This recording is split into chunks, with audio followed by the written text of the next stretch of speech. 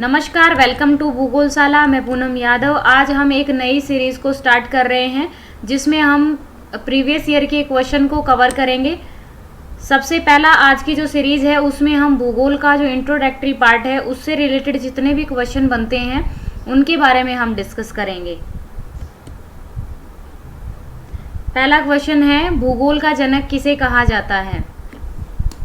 Herodotus को, option B एनेक्सिमेंडर को, option C इरेटास्थनीज को, या फिर ऑप्शन डी हिकेटियस को।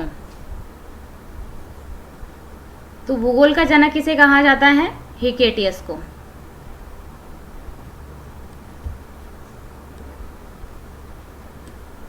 इसी के साथ में हेरोडोटस को कहा जाता है हिस्ट्री फादर और हिकेटियस को कहा जाता है ज्योग्राफी का जनक या ज्योग्राफी के फादर कहलाते हैं हिकेटियस।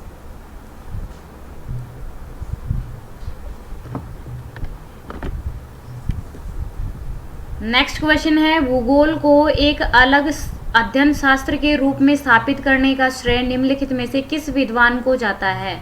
एक अलग ब्रांच बनाया ज्योग्राफी को, किसने बनाया?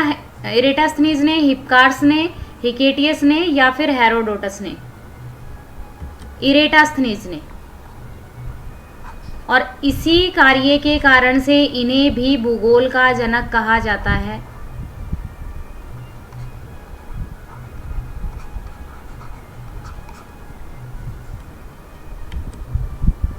नेक्स्ट क्वेश्चन है, भूगोल के लिए ज्योग्राफी का वर्ड यूज किया था किसने?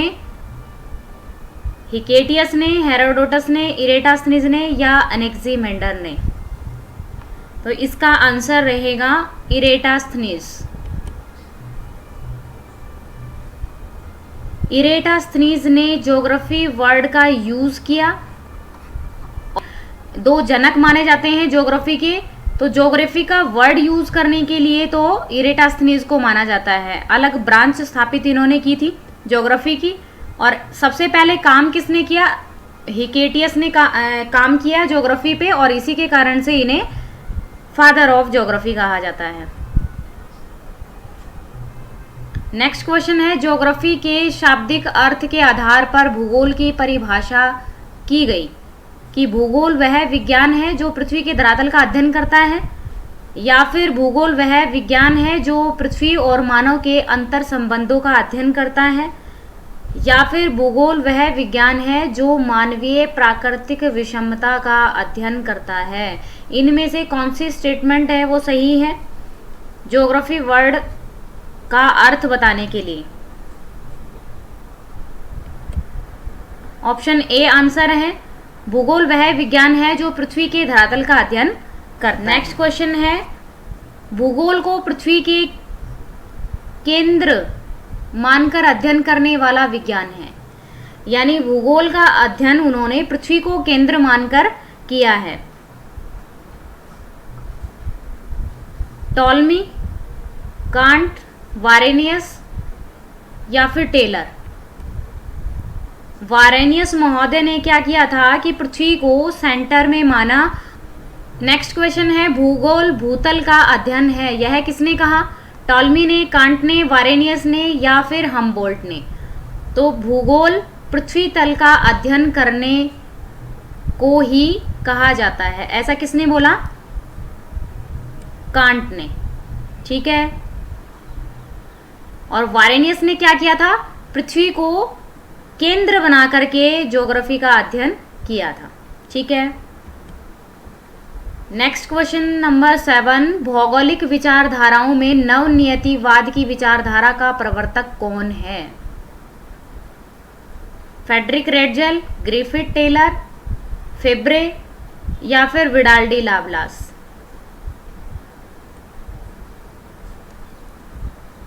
इसका आंसर ग्रिफिथ टेलर, यानी नवनियतिवाद। अब देखिए, ज्योग्राफी के अंदर कुछ पर्यावरण और मानव से संबंधित विचारधाराएं हैं। फर्स्ट है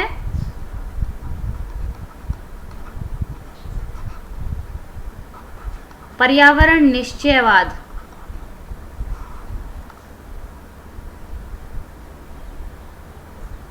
सेकंड है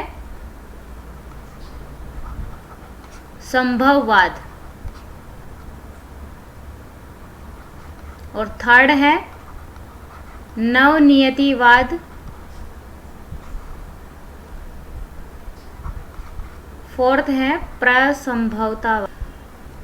मानव का पर्यावरण के साथ किस प्रकार का संबंध है, इससे संबंधित कुछ विचारधाराएं हैं, जिसमें सबसे पहली है पर्यावरण निश्चयवाद या फिर नियतिवाद। इस विचारधारा के अनुसार प्रकृति सर्वोपरि है, शक्तिशाली है, ठीक है। मनुष्य की भूमिका इसमें गौण दिखाई गई है। इसी से विपरीत संभववाद, जिसमें प्रकृति की भूमिका को गौण दिखाया है और मानव को सर्वोपरि माना है कि संभव है, अर्थात मनुष्य सब कुछ कर सकता है, प्रकृति के ऊपर अपना आधिपत्य स्थापित कर सकता है और चेंज कर सकता है इन सभी प्राकृतिक घटनाओं को। तो यह विचारधारा संभववाद कहलाती है। पर्यावरण निश्चयवाद के समर्थक विद्वान फ्रेडरिक रेडजेल की शिष्या कुमारी एलन चर्चिल सैम्पुल,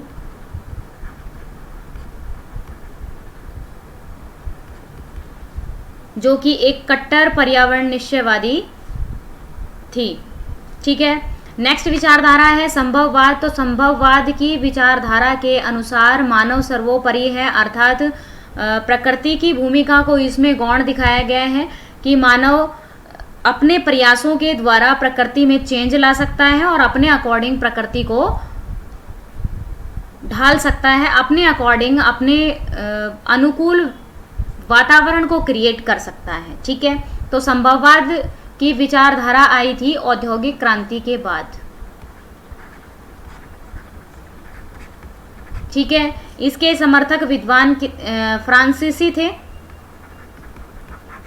ये फ्रांसीसी विचारधारा मानी जाती है क्योंकि फ्रांस में इस विचारधारा का जन्म हुआ था और जितने भी फ्रांसीसी विद्वान हैं वो संभववादी विचारधारा के समर्थक हैं, जिनमें विडाल्डी लाब्लास,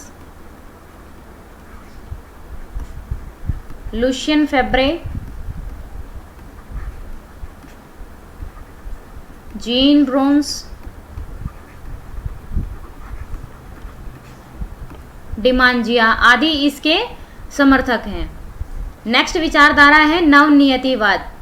इस विचारधारा के अनुसार ना ही तो प्रकृति सर्वोपरि है और ना ही मानव सर्वोपरि है। जिस जगह पर या जिस स्थान पर प्रकृति आपको स्टॉप एंड गो कहती है, अर्थात प्रकृति है वो क्या करती है, एक ट्रैफिक लाइट की तरह काम करती है।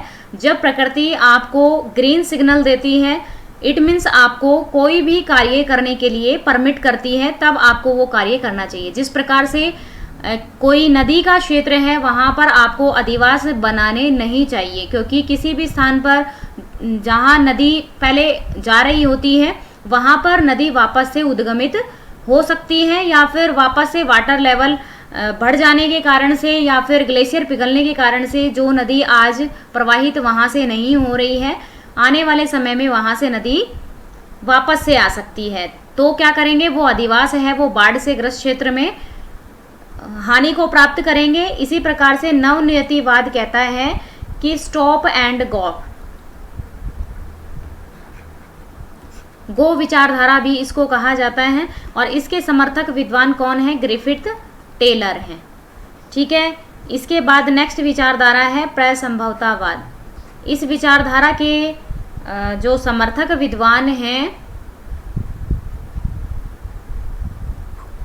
वो कहते हैं कि प्रकृति हमें कुछ संभावनाएं देती है और उन संभाव्य संभावनाओं में से कुछ ही संभावनाएं होती हैं वो संभाव्य होती हैं, अर्थात बहुत सारी अपॉर्चुनिटीज़ देती है प्रकृति हमें, लेकिन उनमें से भी कुछ टॉप वाली होती हैं जो हमारे लिए अच्छी होती हैं, उन्हीं का हमें यूज़ करना चाहिए, ठीक है।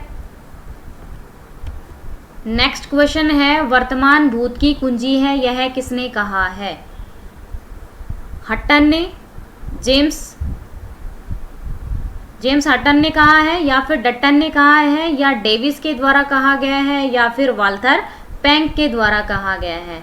तो इसका आंसर ऑप्शन बी रहेगा, यानी जेम्स हटन के द्वारा कहा गया है। और इनके द्वारा एक रचित पुस्तक है जिसका नाम है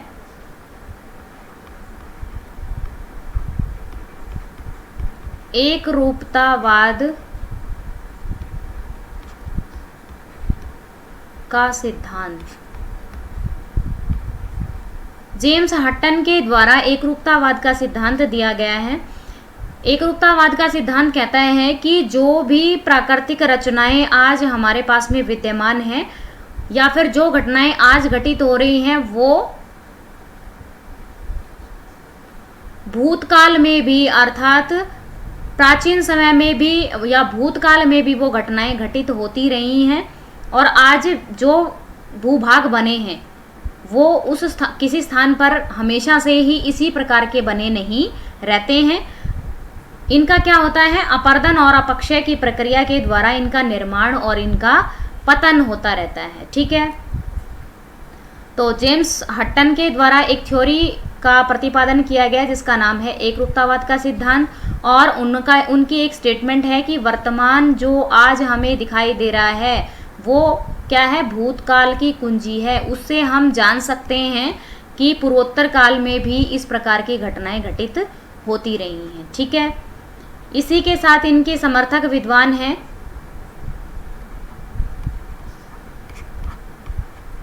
चार्ल्स लेल और John Playfair.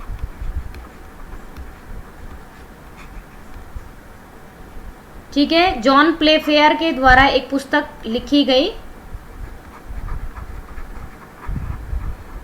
The theory of हट्टोनिज्म,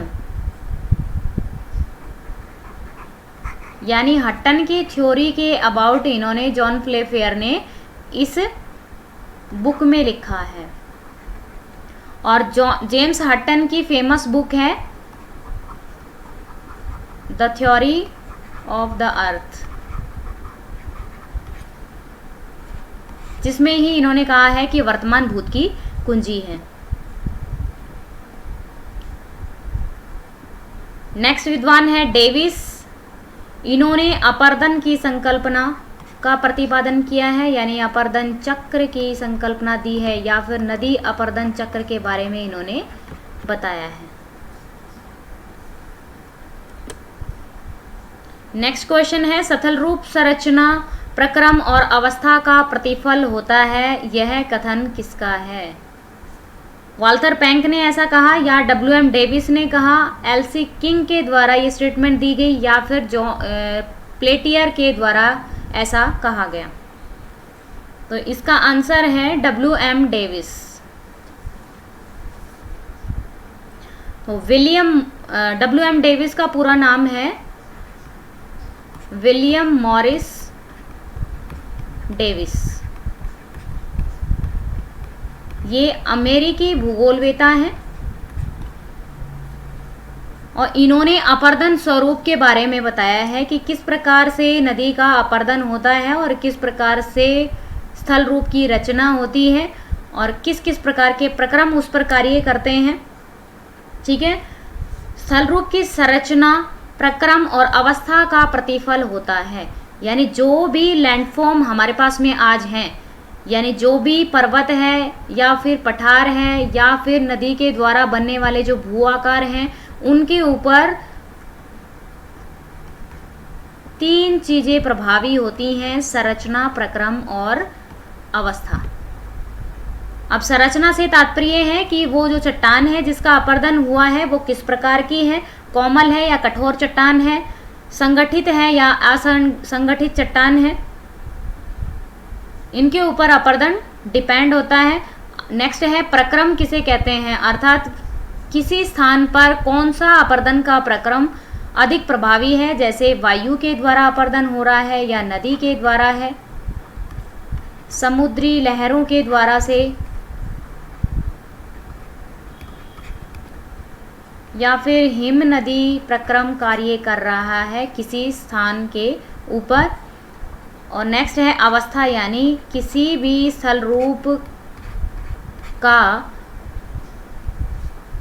जो समय है, अर्थात वो चीज़ कितनी पुरानी है, अर्थात कोई भी लैंडफॉर्म है या कोई भी चट्टानें हैं वो कितनी पुरानी है, ये भी डिपेंड करता है किसी भी चट्टान का अपरदन होने में। तो WM डेविस के द्वारा स्थल रूप जो आज हमें दिखाई दे रहे हैं उनके ऊपर 3 जो प्रक्रम है या 3 जो फैक्टर हैं वो काम करते हैं, संरचना, प्रक्रम और अवस्था। ठीक है, नेक्स्ट देखिए, यदि इतिहास कब का वैज्ञानिक अध्ययन प्रस्तुत करता है तो भूगोल है वो कहाँ का वैज्ञानिक एवं तार्किक अध्ययन है। इस कथन को निम्नलिखित में से किस विद्वान ने कहा है।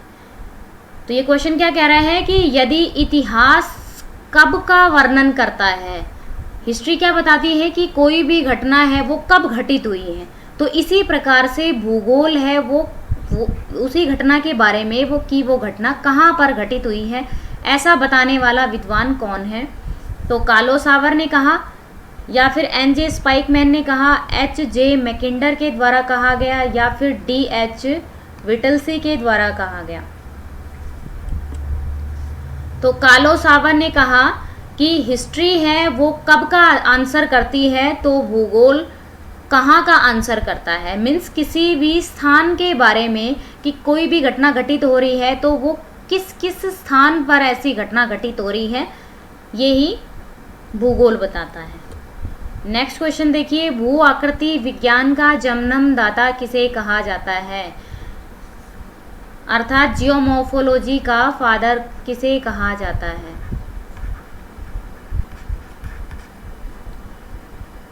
डेविस को, पेशेल को, या पैंक को, या फिर हट्टन को। जियोमॉर्फोलॉजी के फादर आस्कर पेशेल कहे जाते हैं। नेक्स्ट देखिए, रुको एंड जाओ नियतिवाद की विचारधारा का प्रतिपादक कौन है। अभी मैंने आपको बताया डीपली इसकी व्याख्या करके कि रुको, स्टॉप एंड गो डिटर्मिनिज्म की विचारधारा का प्रतिपादन किसने किया है, तो बताओ HJ हर्बर्टसन ने किया है, या फिर जॉर्ज टेंथम के द्वारा किया गया है, हार्टसोन के द्वारा, या फिर ग्रिफिथ टेलर के द्वारा। तो 4 महत्वपूर्ण विचारधाराएं बताई थी, जिसमें एक विचारधारा थी स्टॉप एंड गो डिटर्मिनिज्म, या फिर नवनियतिवाद।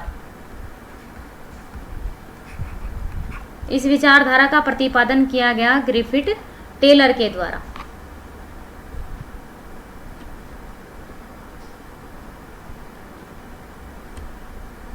नेक्स्ट क्वेश्चन है, भूगोल को मानव पारिस्थितिकी के रूप में परिभाषित करने वाला विद्वान कौन है। ये क्वेश्चन एग्जाम्स में बार बार आता है कि जो मानव पारिस्थितिकी के रूप में भूगोल को परिभाषित करने वाला विद्वान कौन है, तो ये श्रेय सिर्फ एक ही विद्वान को जाता है। बताइए इसमें से कौन सा आंसर रहेगा, विडाल्डी, लाप्लास, जीन ब्रून्स, ऑप्शन सी हैटनर, या फिर ऑप्शन डी H.H. बैरोज। तो आंसर है H.H. बैरोज के द्वारा ह्यूमन इकोलॉजी के रूप में ज्योग्राफी का अध्ययन किया है इन्होंने। गणितीय भूगोल का प्रारंभकर्ता निम्नलिखित में से कौन है। तो गणितीय भूगोल के प्रणेता किसे कहा जाता है, थेल्स को, ऑप्शन बी टालमी को, ऑप्शन सी स्ट्रैबो को, या ऑप्शन डी थियोफ्रेस्टस को। थेल्स को गणितीय भूगोल का प्रारंभकर्ता कहा जाता है। ठीक है, इसी के साथ में एक विद्वान का नाम और आ जाता है, एनेक्सिमेंडर और थेल्स, जिन्होंने गणितीय भूगोल पर महत्वपूर्ण कार्य किए हैं। नेक्स्ट क्वेश्चन 15, चूंकि मानव पृथ्वी पर निवास करता है अतः पृथ्वी पर डिपेंड है, यह कथन किसका है। क्योंकि पृथ्वी पर निवास करता है मनुष्य, इसलिए वो पूरी तरह से पृथ्वी पर निर्भर है, यह कथन किसने कहा है। ऑप्शन ए फेब्रे ने, ऑप्शन बी ब्लास के द्वारा, ऑप्शन सी कुमारी एलन चर्चिल सैंपल के द्वारा, या फिर ऑप्शन डी जीन ब्रुन्स के द्वारा। जीन ब्रुन्स के द्वारा कहा गया है। और एक ये क्या है, संभववादी विद्वान है और ये फ्रांसीसी विद्वान है, भूगोलवेता है। क्षेत्रीय भूगोल का पिता निम्नलिखित में से किस भूगोलवेता को कहा जाता है? रीजनल ज्योग्राफी का फादर किसे कहा जाता है? Option A Carl Ritter, option B H.J. Herbertson, option C Friedrich Ratzel, option D Humboldt.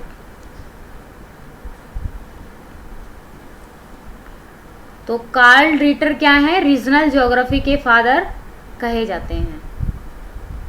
Frederick Ratzel निश्चयवादी हैं।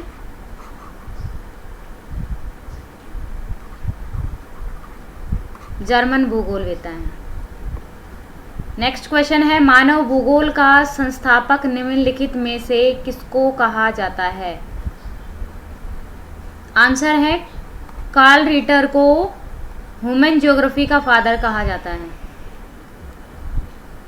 नेक्स्ट क्वेश्चन है, मानव भूगोल अस्थायी पृथ्वी और चंचल मानव के बीच में पारस्परिक परिवर्तनशील संबंधों का अध्ययन है। ऐसा किसने कहा था कि मानव भूगोल अस्थायी पृथ्वी और चंचल मानव के बीच में परिवर्तनशील संबंधों का अध्ययन है? ऑप्शन ए ब्लास ने कहा, ऑप्शन बी हंटिंगटन ने कहा, या फिर ऑप्शन सी कुमारी सैंपल ने कहा, या ऑप्शन डी हम्बोल्ट ने कहा। आंसर कुमारी एलन चर्चिल सैंपल ने ऐसा कहा। ठीक है, तो इसका आंसर ऑप्शन सी रहेगा।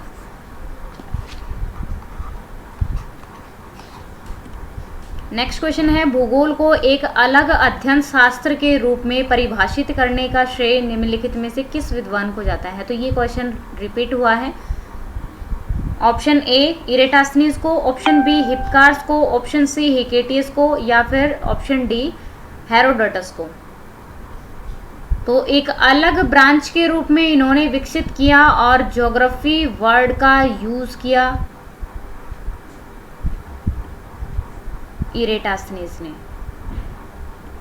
नेक्स्ट क्वेश्चन है, भूगोल के लिए ज्योग्राफी का शब्द का प्रयोग सर्वप्रथम किसके द्वारा किया गया? तो इसका आंसर रहेगा इरेटास्नीज के द्वारा।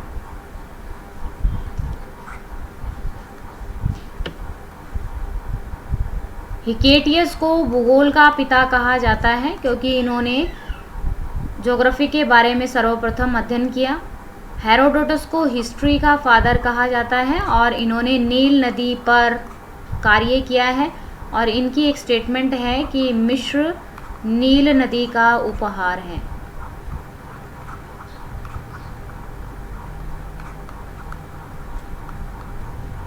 ठीक है, इरेटास्नीज ने ज्योग्राफी का वर्ड का यूज सबसे पहले किया और एक अलग ब्रांच के रूप में इन्होंने विकसित किया ज्योग्राफी को। नेक्स्ट ऑप्शन डी एनेक्सिमेंडर, तो एनेक्सिमेंडर और थेल्स ने गणितीय भूगोल पर महत्वपूर्ण कार्य किया है।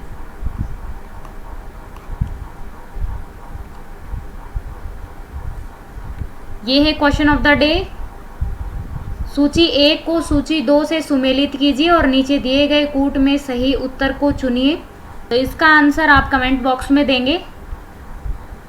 इसी के साथ ये है वीडियो का एंड। मिलते हैं एक नई क्वेश्चन सीरीज के साथ में।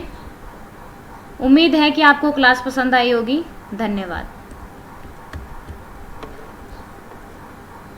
Subscribe now and press the bell icon. Never miss an update.